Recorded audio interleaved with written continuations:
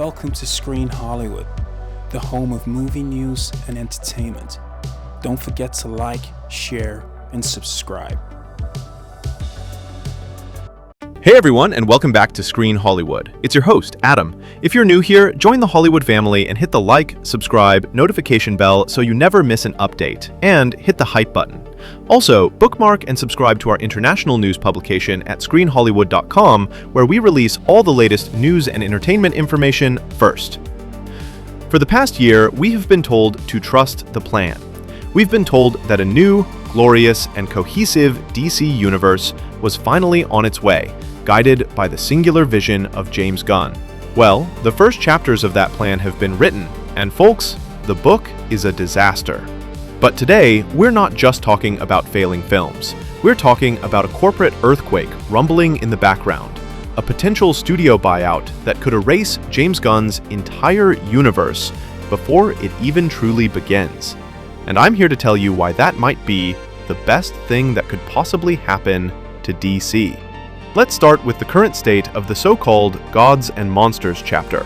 The new James Gunn DCU has gotten off to a horrendous start, and they are only 2 projects in. Superman, arguably the most famous and bankable IP on the entire planet, didn't even break even at the box office. Our sources confirm it was short of $60 million it needed just to hit its profit margin banding. And in the face of this undeniable failure, what did we get from the man in charge? Accountability? Humility? Nope. James Gunn confidently came out and made some of the most outlandish statements I have ever heard from a studio head, including the absolutely ridiculous claim that, quote, Superman isn't as popular outside of America. That is insane. It's a complete refusal to take the L, a blatant attempt to spin a failure instead of owning it. Then we have Peacemaker Season 2. It got off to an okay start, but the final episode, which landed just the other week, was completely and utterly panned by the fans. The glorious new DC universe is looking very, very shaky. And that brings us to the bombshell report. A massive rumor is circulating that if the parent company, Warner Bros. Discovery, gets sold, James Gunn and Peter Safran would be out as heads of DC Studios. Now, let's break this down. Whenever you hear about a studio buyout of this magnitude, it is not a question of if, it's a question of when. It will happen. There are already talks and rumors about James Gunn being axed now, but our sources say this is simply not true. To be honest, axing Gunn is the last thing on the current Warner leadership's mind. Their primary focus right now is the massive, multi-billion-dollar business negotiations with a potential buyer like Paramount. But here is the critical truth. If that deal goes through, Gunn will almost certainly be asked to step down. Why? It's simple business. When there's any type of corporate takeover, the incoming company always conducts a full evaluation of all projects and operations. And what will Paramount see when they look at the new DCU? They'll see an underperforming Superman film and a Peacemaker series with cratering fan ratings. They will be more than likely to do a complete overhaul. Let me be clear, they are more likely to do this than not. They will have their own vision for the DCU, and they are not going to want to inherit and continue a project that they had nothing to do with, especially one that is already failing. It's not like they would be canceling a box office juggernaut. Superman flunked, and it's not like the DCU is 8 films deep. If they were to start again, they would treat Gunn's failures as a valuable, expensive test run of exactly what not to do. The truth of the matter is, if this deal goes through, James Gunn will basically have to be interviewed for his own job all over again. It's either that, or his Warner Bros. Contract simply becomes void after the takeover happens. If that's the case, it will be completely up to Paramount to decide what they want to do with him and his plan. And based on the results so far, I don't like his chances. Gunn is a really good director. I'm not hating on him.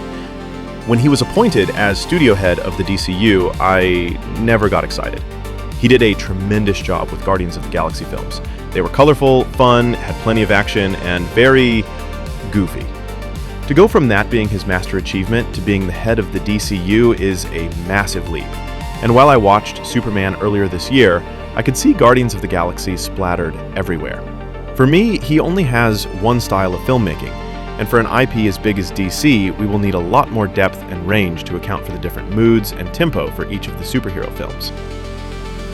And here's the part that no one is talking about, the part that I actually find incredibly exciting. If Paramount takes over, there is absolutely nothing stopping them from recasting Superman, Lois Lane, and Lex Luthor. That's right, they could wipe the slate completely clean. This scenario would be entirely up to the new director that Paramount appoints for the next film. And to be honest, I would welcome that. Don't get me wrong, I thought the new Superman movie was okay-ish. But for me, David Corenswet's Superman was a bit too goofy for my liking. It felt like a step backward. A Paramount-led DCU is likely to go in a slightly darker, more serious direction, and Cavill fans would certainly be happy with that.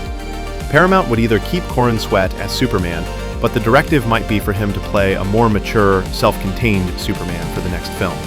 This would actually work for continuity, showing his growth in wisdom and confidence from the Gunn movie. Or they could replace him altogether. Think about it. Paramount is a much edgier and more dynamic studio. They aren't restricted by the need to make every single movie a PG-13, family-friendly product. Their executives are brave enough to push the envelope and go for different ratings if the story and the script require it. They understand grit. And I think we can all agree that James Gunn's DCU, so far, has not set the box office or the streaming world on fire. A fresh start, under a studio that isn't afraid of the dark, could be the blessing that DC fans have been praying for.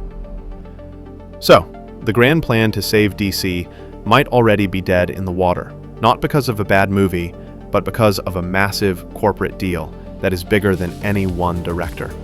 The new DCU is in chaos, and a reboot of the reboot might be just around the corner.